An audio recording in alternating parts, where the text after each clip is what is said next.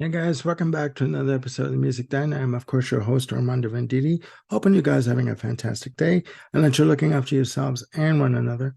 Before I begin, I want to apologize for the glare and the reflection that's coming off my glasses. It's nothing I can help. I need these glasses to see what I'm talking about and see what I'm doing. So I will try my best to cut down on the glare and reflection of the glasses. But on with the segment. This segment I will be titling Favorite Epic Tracks. Now, the word epic means different things to different people. I've chosen three tracks that I do believe are epic for three different reasons: either epic in length, epic in arrangement, and epic in historical significance to pop culture. Okay? Tall order, I know, but I'm going to give it a shot. I've chosen, again, three songs, three different genres: progressive rock, folk, and classic / psychedelic rock. Now, the first one, that I'm going to be talking about is from Rush. It is from their album Farewell to Kings from 1977, released through Anthem and Mercury Records, respectively. This was where Rush, they started to delve into more lengthy pieces, more intricate pieces. They had already released 2112 in 1976 with the sidelong epic 2112. This track that I'm going to be talking about is Xanadu.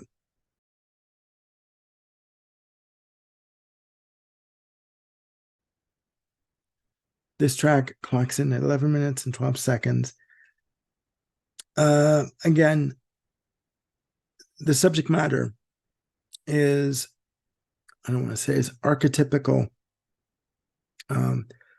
progressive rock lore.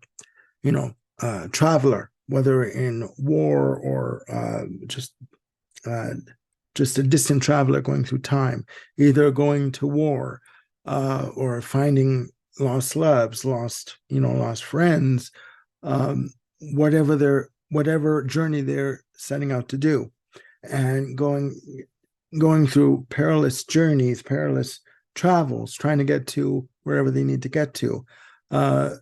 This is the subject matter for this track. And again, it is the archetypical subject matter for said type of music. It starts off very calmly, very sort of, I call it more mystical, very eerie, with a lot of synth and bass pedal sounds. Uses a lot of use of wood blocks for a bit of a percussion effect. Guitars do start to come in very slowly on the track, and the use of tubular bells come in on this track quite prominently. Again, the effect of it is very mystical, very eerie, right? You sort of you almost feel like you can feel like the wind hitting you when you're listening to his track. It's like you're standing on a mountain top and you're looking over the expanse of what's in front of you, and you're feeling the wind hitting you. It's cold. You want to huddle up. You want to just, get to wherever you're going, right? As the character in the track. And this goes on until about a minute and 50 seconds into the track. And then the guitars slowly start to come in very gradually, right? It goes through different tempo changes, a lot of time signature changes, okay? The vocals do not come in until around at the 5 minute mark, and exactly the 5 minute mark. And this is where the weary traveler, or the mystical figure, is talking about what he is going to have to do to get through his journey, and the fact that he is dining on honeydew, and that he's tasted the fruits of many lands, and he has been through this before. He's had to travel through many distant lands before and many different perils, and he would do it all again just to again dine on honeydew. Okay. This track is very epic in scale, very epic in arrangements, very intricate. Okay. You can imagine that they would have to have worked on this track for at least 2 months of recording. And I mean recording 24/7, basically. Again, it does go through a lot of time signature changes. The first 5 minutes, as I said, is all instrumental, and there's a lot of sweeping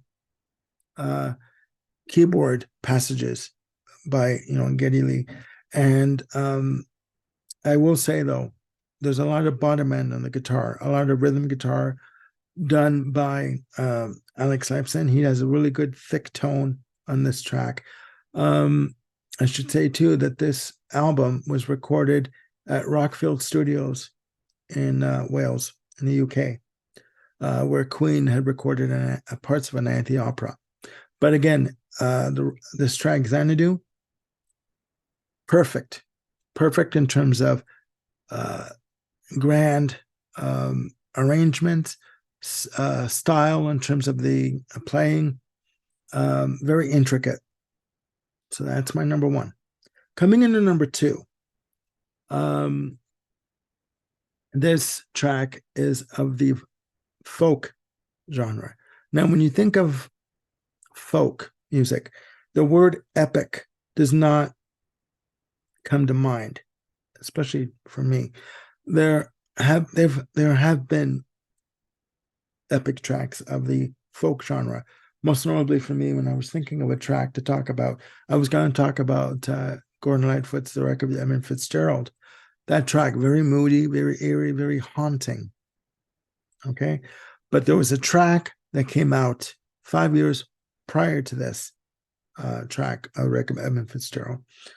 Again, very acoustic guitar based, has a fantastic sing-along quality, and the chorus is very catchy for that sing-along effect. But this song is no less haunting or eerie, but it's done in a very subtle way. Okay.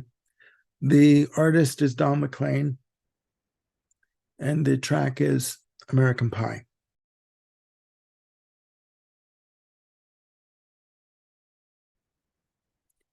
Released from the album of the same name in October of 1971 through United Artists, subsequently released through Liberty and then Capitol Records.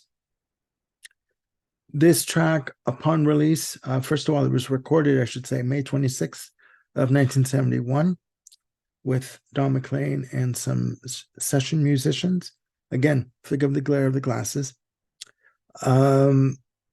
They took about 2 or 3 days to try and record this track. It really wasn't coming together. They brought in a piano player to put down a piano melody for the track. And according to the producer, that was what held this track together. That was the glue that bonded this track together. The original version of this track clocks in 8 minutes and 42 seconds. And just because it's not as long as 11 minutes does not mean that it is not epic in its scale and its significance. This track got its origins from when Mr. McLean was a boy with a paper route, and he remembered seeing on the newspaper in the headlines that there was a plane crash taking the lives of the Big Bopper, Richie Valens, and Buddy Holly. To him, this had a tremendous effect on him. And he was never the same after that. And at the end of every verse, you hear the lyric, "The day the music died." To some people, this was the day the music died, because this was the day that innocence was lost forever. Okay. There are other historical references in this track of the 60s and early 70s, most notably the lyric "Helter Skelter in a Summer Swelter." He is obviously referring to the gruesome murder of Sharon Tate and four others, and the murder of Lino and Rosemary LaBianca by the Manson clan or cult. Okay. When I heard that lyric, it made me stop. And it was just like, okay, this is getting really eerie. Okay. He's picking out in this song various events in media that affected the overall psyche of the American public, not just the American public, but people around the world. Okay. These were events, the deaths of uh, Buddy Holly, Big Bopper, and Richie Valens, and the Manson family murders. These events struck a chord in people, and people were never the same after this. Okay, this song, when it was recorded live, I want to talk about epic. This song, when it was played live, not recorded. I keep saying recorded, but when this song was played live, it would grow in length to almost 20 minutes at some shows because the choruses were so strong and it's such a sing-along quality that, you know, Don McLean would just play the song until people, as long as people would want to hear it, and sometimes that would entail him doing this for 20 minutes, and he loved it. He loved it. To him, the significance of this song meant that he would never have to work again if he didn't want to. Okay. To me, this song represents a year in the life of the average individual, growing up through the years of a average individual, going to school, going to high school, meeting your first girlfriend, your first boyfriend, going to your first dance, getting your first vehicle, going to prom, getting a job, getting married, and living your life to the best that you can. Okay. And this song to me screams small town America. Again, if I didn't mention this before, it screams small town America, small community, uh, one grocery store, one laundromat, a movie theater, a bar, one restaurant, very rural, very insular. Okay. Everyone knowing everyone's business. Okay. It screams living in a small town and going through your life and going through your different stages of your life, going from innocence to going from innocence to losing your innocence as your life goes on. And in terms of historical significance, in 2017, this song was selected by the Library of Congress for being historically and artistically significant. Okay. It held for almost 50 years the number one spot for being the longest pop track at the number one position on the top 100 Billboard charts. Okay. Until it was dethroned in 2021 by none other than Taylor Swift with her track All Too Well. And her version for this track was at 10 minutes in length. So,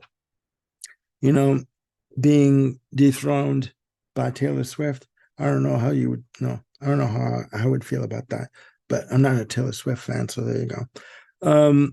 Track number 3 covers the psychedelic classic rock genre. It is from Pink Floyd, from the album Metal, and the track Echoes.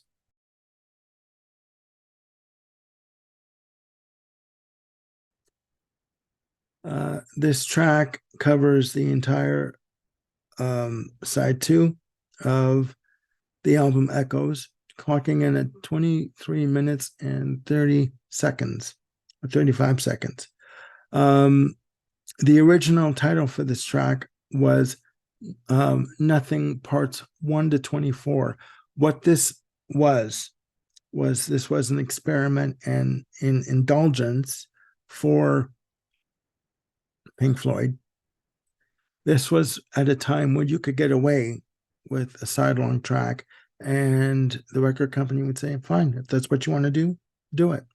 It starts off with a piano being played, like one note, like a ping sound being played on grand piano, being amplified through amplifying the signal through a Leslie speaker and a Benson Echoplex unit, right? It's very, very ominous, very eerie kind of a feel.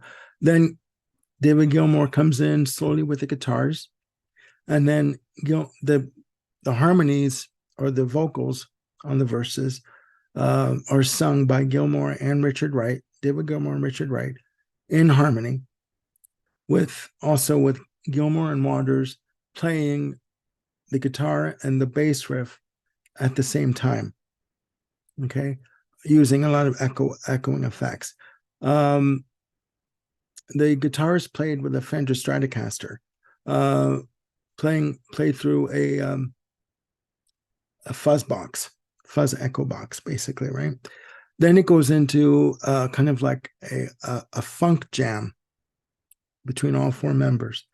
It's a fantastic experiment in rock, psychedelic, experimental music. It's fantastic.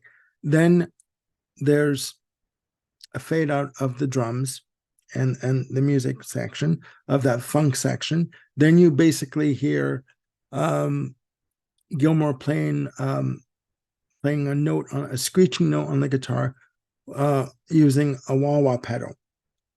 But what makes it eerie is the effect, is that the wah-wah pedal is plugged in backwards through the amplifier. So that gives it sort of an eerie feeling, right? And it's got to be said, they were influenced by working with another artist named Dave Geeson, right? And again, this effect goes on for about 2 to 3 minutes. And this was influenced by the Beach Boys track, Good Vibrations. Okay. And then the third verse comes in and featuring different like choral sounds. Okay. This whole track is one long experiment in what could be done. Okay. Do everything you want to do, even the mistakes, keep in mistakes, edit if you need to edit, but basically keeping the track together as a whole. Okay. Again, and it comes out of this section of the screeching guitar with the wah-wah pedal, and then it goes back into the track, repeating the verses with Gilmour and Wright, and it just does it continual on the fade out. So I first heard this version. It was an edited version on the Echoes Greatest Hits CD, the compilation CD that came out in 2001. Even the edited version was 19 minutes.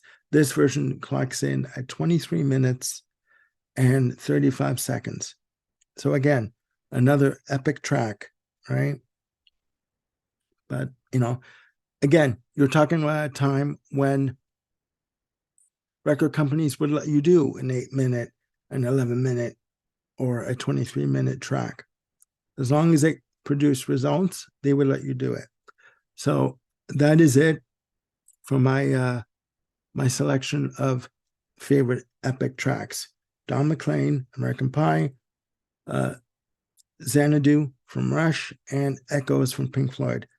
Down there, down below, please tell me your 3 favorite epic tracks, either in length, in composition, or any type of historical significance, or any type of track that you think is epic or your favorite lengthy, complicated composition.